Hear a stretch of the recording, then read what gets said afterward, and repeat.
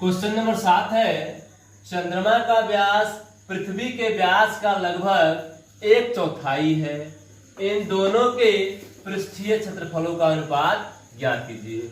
अर्थात इस क्वेश्चन में बताया गया है कि चंद्रमा का जो व्यास है वह पृथ्वी के व्यास का 1/4 है और हमें दोनों के पृष्ठीय क्षेत्रफलों का अनुपात ज्ञात करना है। तो आइए इसे हल करते हैं हम लोग। मान लेते हैं कि पृथ्वी का व्यास जो है x है।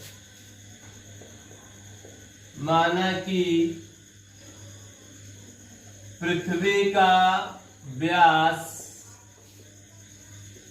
x इकाई है,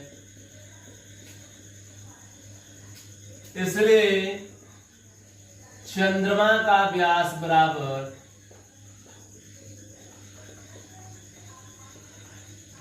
x/4 इकाई। क्योंकि चंद्रमा का जो व्यास है वह पृथ्वी के व्यास का 1/4 है, इसलिए x/4 कर दिए हैं ताकि 1/4 x का हमें पता लग जाए। अब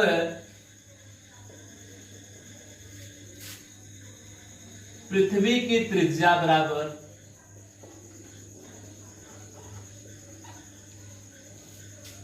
पृथ्वी की त्रिज्या को हम लोग बड़े R से सूचित कर लेते हैं, बराबर x/2। x व्यास है इसलिए त्रिज्या x/2 हो जाएगा, x/2 इकाई। तथा चंद्रमा की त्रिज्या, इसकी त्रिज्या को छोटे R सूचित कर देते हैं, तो यह x/4/2 हो जाएगा, बराबर हम जानते हैं कि ऊपर वाले के बटा में जो हो वह नीचे जाए गुना हो जाता है और नीचे वाले के बटा में जो हो वह ऊपर आए गुना हो जाता है। तो ऊपर वाले के बटा में तो 4 है लेकिन नीचे वाले के बटा में कुछ नहीं है, तो ऊपर के बटा में जो 4 है वह 4 आकर नीचे 2 के साथ गुना हो जाएगा और x के साथ किसी का गुना नहीं होगा। तो इसे हम लोग ऐसे लिख सकते हैं x/2 × 4 बराबर x/8 इकाई। तो इस प्रकार से हम लोग चंद्रमा की त्रिज्या निकाल लिए हैं, इसलिए और जानते हैं हम लोग कि गोले का TSA जो होता है वह 4πr² होता है। तो इसके आधार पर हम दोनों का TSA ज्ञात कर लेंगे।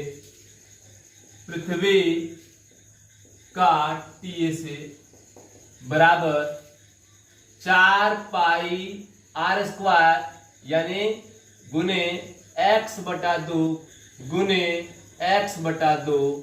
अब यहाँ 2 से 4 कट जाएगा 2 मर्तबे और 2 से 2 कट जाएगा 1 मर्तबे।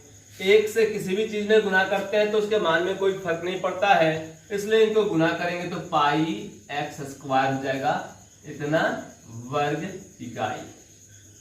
तो हम लोग पृथ्वी का TSA ज्ञात कर लिए हैं। अब चंद्रमा का TSA निकाल लेते हैं तथा चंद्रमा का TSA बराबर 4πr²। तो इसका r जो है x/8 है, तो x/8 गुने x/8।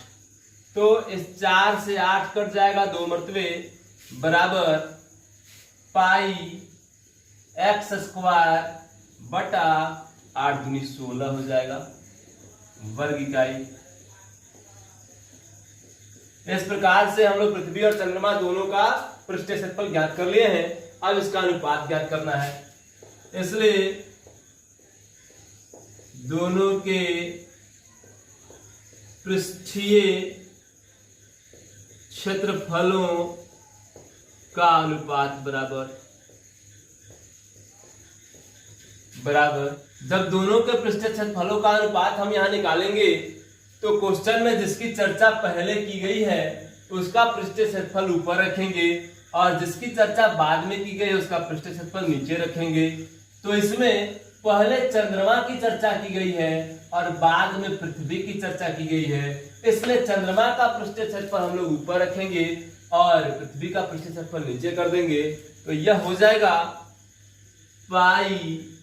एक्स स्क्वायर बटा 16 चंद्रमा का पृष्ठीय क्षेत्रफल बटा पृथ्वी का पृष्ठीय क्षेत्रफल पाई एक्स स्क्वायर।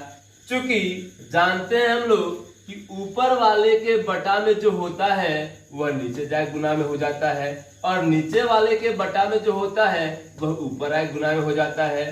तो ऊपर वाले के बटा में 16 है तो जाके नीचे गुना में हो जाएगा, लेकिन नीचे वाले के बटा में कुछ नहीं है तो यह ऐसे ही रह जाएगा। यानी कहने का अर्थ हुआ कि यह बचेगा पाई एक्स स्क्वायर बटा पाई एक्स स्क्वायर पहले से यहाँ है तो पाई एक्स स्क्वायर, और यह 16 जो ऊपर भाग में था बटा में था नीचे जाए गुना हो जाएगा, नीचे गुना में हो गया 16।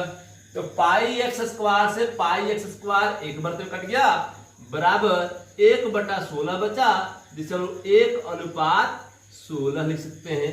यही हमारा आंसर हो जाएगा।